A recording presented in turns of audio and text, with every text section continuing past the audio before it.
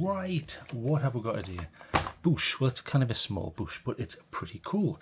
So I've already got a thoughts video up. That's up there. Well, the link will be down below anyway. That's what it looks like anyway. I did a quick thoughts video of this. Quite liked it. It's very thin and quite a nice little light. Very cheap as well. And in fact, get rid of that bush. There you go. Right. And it is by Klarus. Now, it's ages, and I think I mentioned this in the last video I did on the thoughts for this. I haven't seen a Klarus light for a long period of time.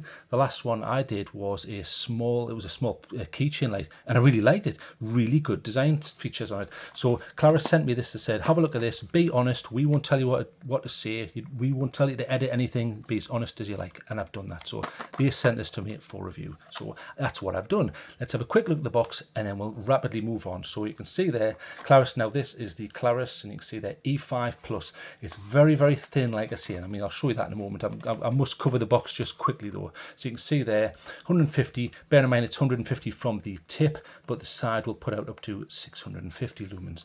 And it's also saying there it's got a cob light. Yeah, they are cob lights, so you don't get massive amount of light out of them, but they're pretty efficient. And then you have there 10 lumens as a red, and then you can do it as a red flash as well. So there you go. Boring stuff on there. Like I say, I have obviously tested this. I've carried this for nearly 3 weeks now, so I'll put it back in the box. This is exactly how you would get it. And then there's some more waffle on there, blah blah blah, and it says there 8mm ultra thin, yeah, and 39 grams in weight, and has a battery inside it. So let's open this up. And I'll show you what I go. Well, this is what's left anyway. So there was a manual. There it is, which I never read. Yeah, there was a manual. I can't be bothered to read that. In fact, I've done this in 4K. So if you really do want to have a look, if you were particularly interested, there you go. You can pause that and zoom in a bit, and then there's a little bit more in different languages, and then there's another 500 languages which have nothing to do with me. Right. There you go, right, get rid of that push. Stick that in the bin and stick that in the bin.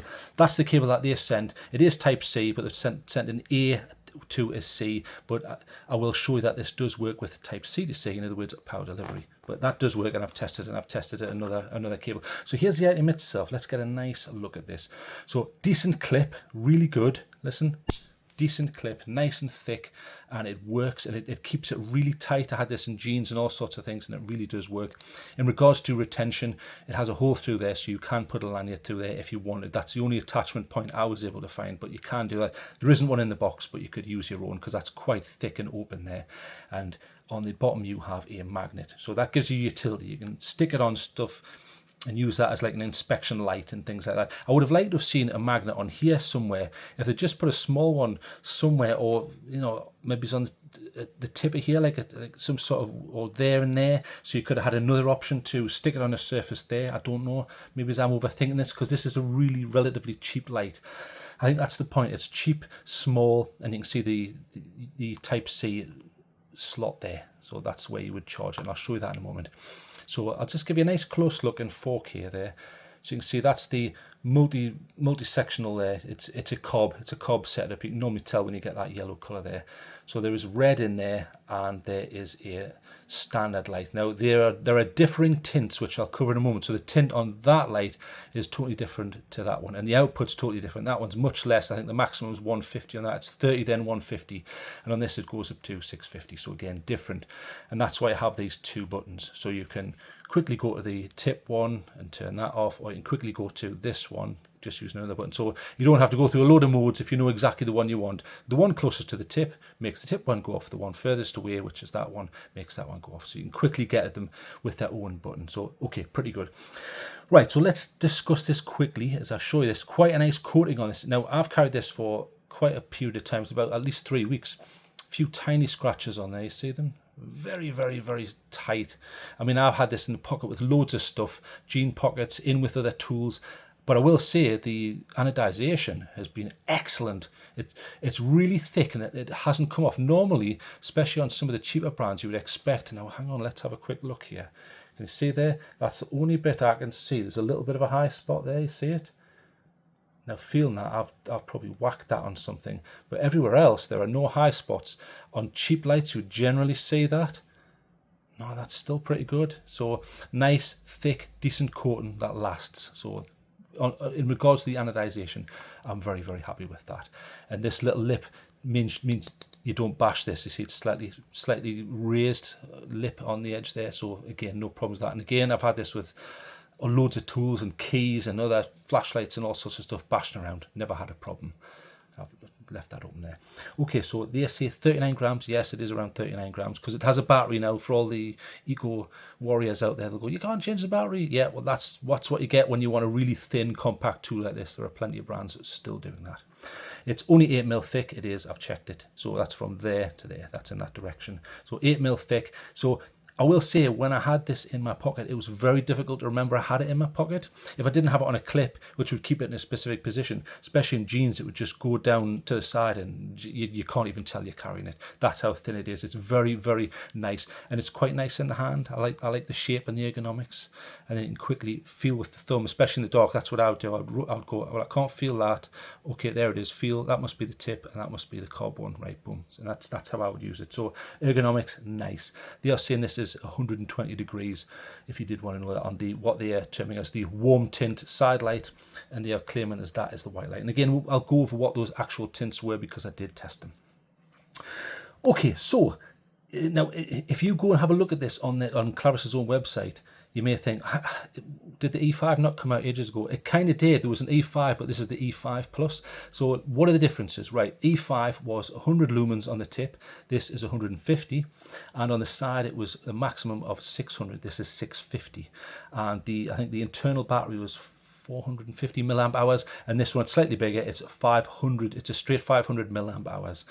And it had just a single switch, which was a little bit annoying. This is the dual. So I would say, in regards to upgrades, they haven't massively increased the price that I can see, but they've done a really good job. They've made it simpler, more buttons, more output, slightly bigger battery. So brilliant, well done to them. Okay, so let's quickly go over some of the differences. So if you wanted to run this, I'll go over the simple UI. So let's say you just want to use the head. So again, closest to the head, you just click and hold, and then there it is. Now I'll show you how wide that is. You can see there, pretty wide. So both the headlight or tip light and the side light are very, very diffuse. So let's compare that to something with a reflector. This just happens to be a light that I have knocking about. In fact, there you go. So let's turn that up a bit. There you go. Right, so let's look at that.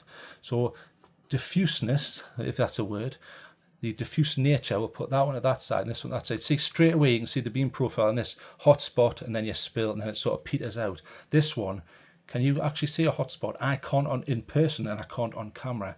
So if I turn that off, I would find it very difficult to see where the hotspot is. There really isn't one, and I'll show you in both modes. So if you press it, it'll go through the modes. So that's your low, and then you have your high. So just so you know, that's 30 lumens.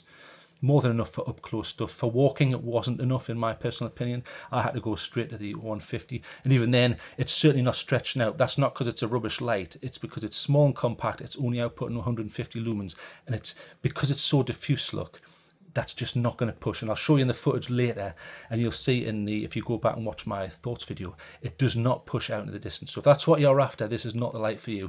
It's very much in the vein of small keychain lights with, like, these have a TIR. This, I would argue, is slightly different. It's cob. These are TIRs, and again, these are for more up close stuff. You're just not going to get push. I mean, yes, you could argue the tip has it's kind of a hybrid, but there's 1,000 lumens on that, so there's a big difference there. So turn that out. And then I'll show you the other settings. Right, so on the side here, so we'll go through them all. Right, so lowest, right, so on the side, that is 30 lumens. Now they are claiming you will get 11 hours out of that on a fully charged battery. These are their figures, not mine, okay? And then you've got medium, 80 lumens, you'll get 7 hours. Then the next one is, I think, about 380 lumens, and they are saying 2 hours 50 minutes, so just under 3 hours ish, and then it blasts up to turbo. You'll see that jump up there. This was great for walking. I mean, I would say the 380 and the 650 were both great for walking.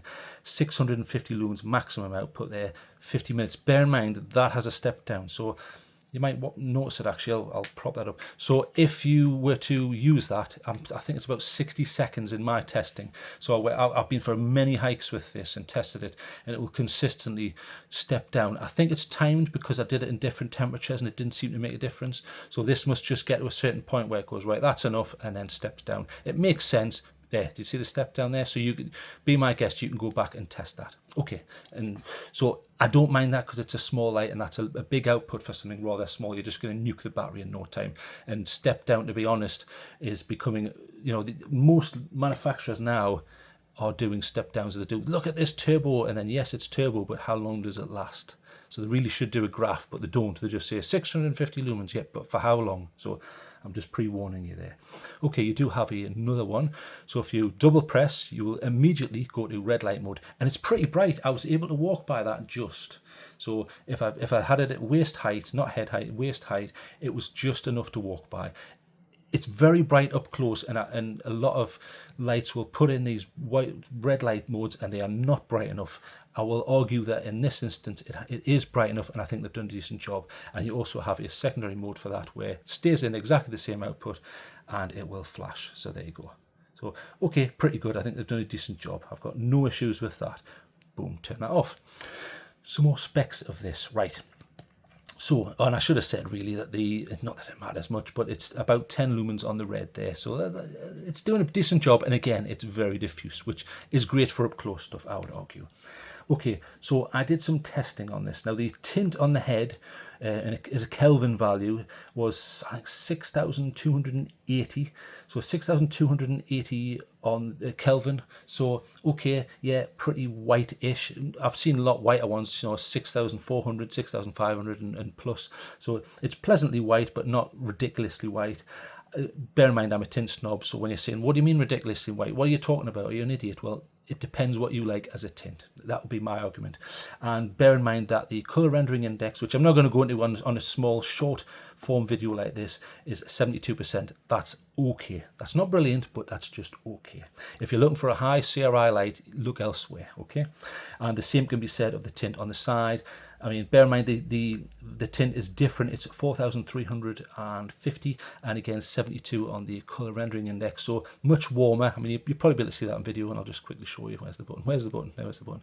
So if you look on my hand there, so look at my hand there, and then we'll quickly go to the side light.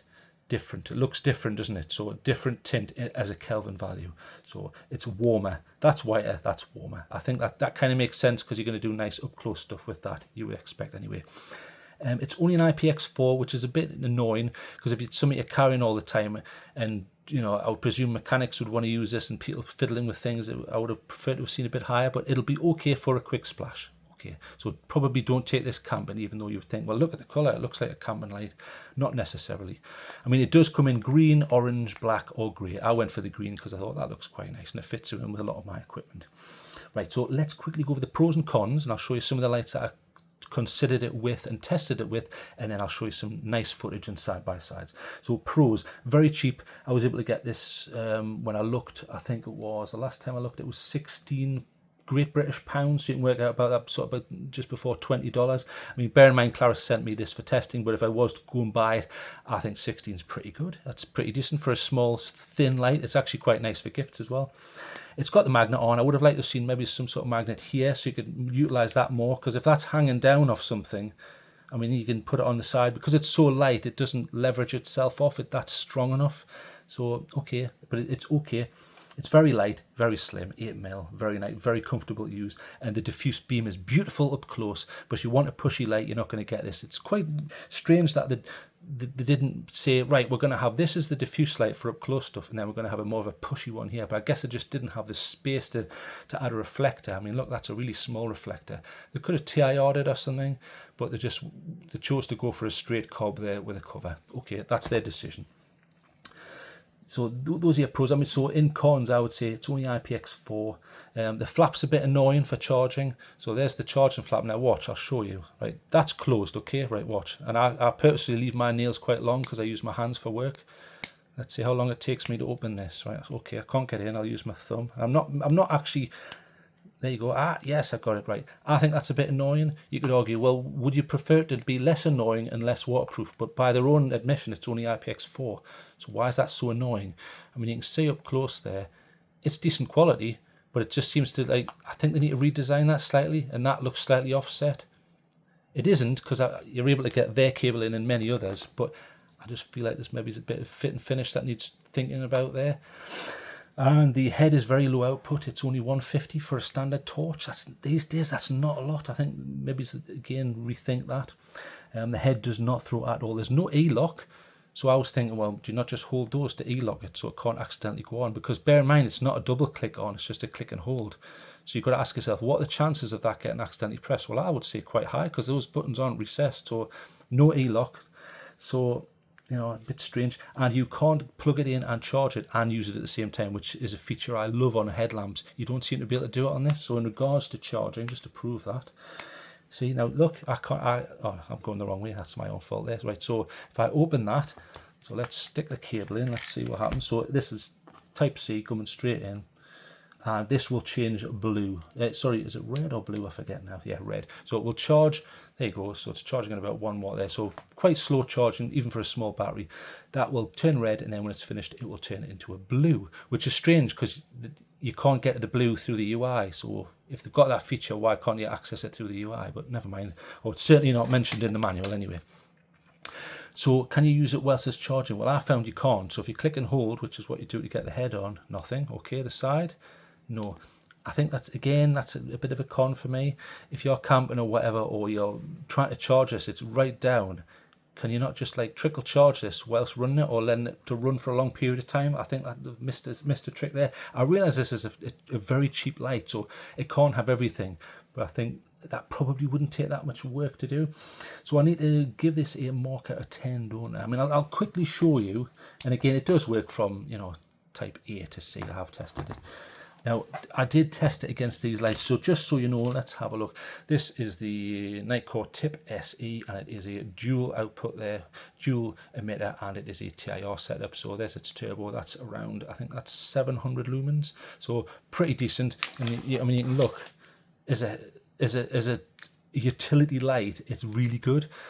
It's very simple UI. And you can quickly get to turbo there, and it comes with this little clip that you can take on and off. And if you do want to charge it, it has an exposed. Is it on that side? On that side? Where on earth is it? Let me find it.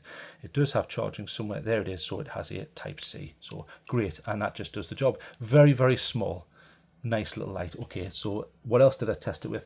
I tested it with this. Now you're probably thinking, hang on. Firstly, that's 700 lumens. This is only 650. It's very similar in size though. I mean, you could argue, obviously, yes, this isn't the same length, but it's twice as fat, so it kind of evens out. This is the top. This will output 1,000 lumens, so very light, and it does have a little bit of push on it, so you can see there, fat hotspot there. But obviously, on this one, you are getting time estimates on output, and you are also getting, if I turn it on, there you go. So you are also getting a nice screen, which is saying, right, in that mode, you'll get this, and then in that 200 lumens, and this 1 lumen, 15. So pretty good. This doesn't have like a 1 lumen or sub-lumen mode, which I think again is possibly a miss. You could go and get the Tip 2, which is getting older now, but I think this is about 720 lumens, so slightly more than the Tip SE. I'll probably still go for the Tip SE because yes, this has magnets, but it has the old micro USB charging interface, which should all be on Type C now. That's just my personal opinion. And then boom, so there you go. Very bright though. And nice light. I also tested it with something of a similar size. This is the Ace Beam Rider. I'll show you there. Ace Beam, and remember I mentioned CRI. This has a CRI of at least 90, so much higher, and it's a 5,000 Kelvin. So this is the Rider. Is that the RX? There you go. Rider RX V2. There you go. So really nice light, and this is a more traditional smooth reflector there. And again, because of that, you're going to get the hotspot. So if I pull that back, there's your hotspot there, and then your spill. But again, it's a very nice CRI on this.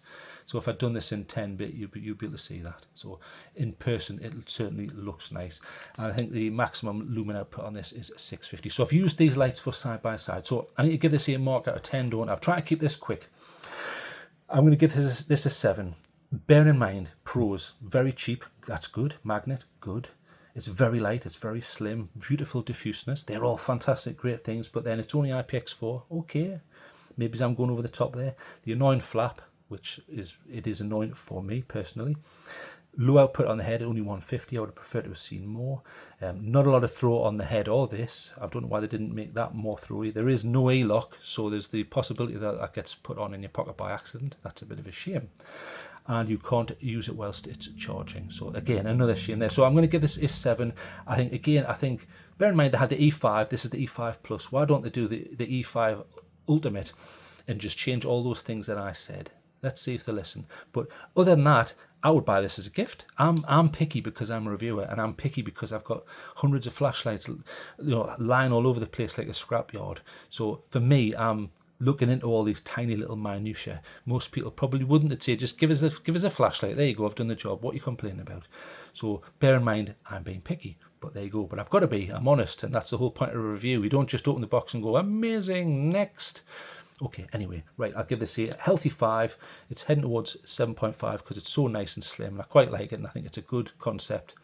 And I think they've done a decent job. So, well done, Klarus, but I would change a few things. Right, if you've got any questions, stick them down below. I will do my best to answer them when I get to them, but it's getting very busy on the channel now, so apologies if I don't get them straight away. Here is some footage, so goodbye.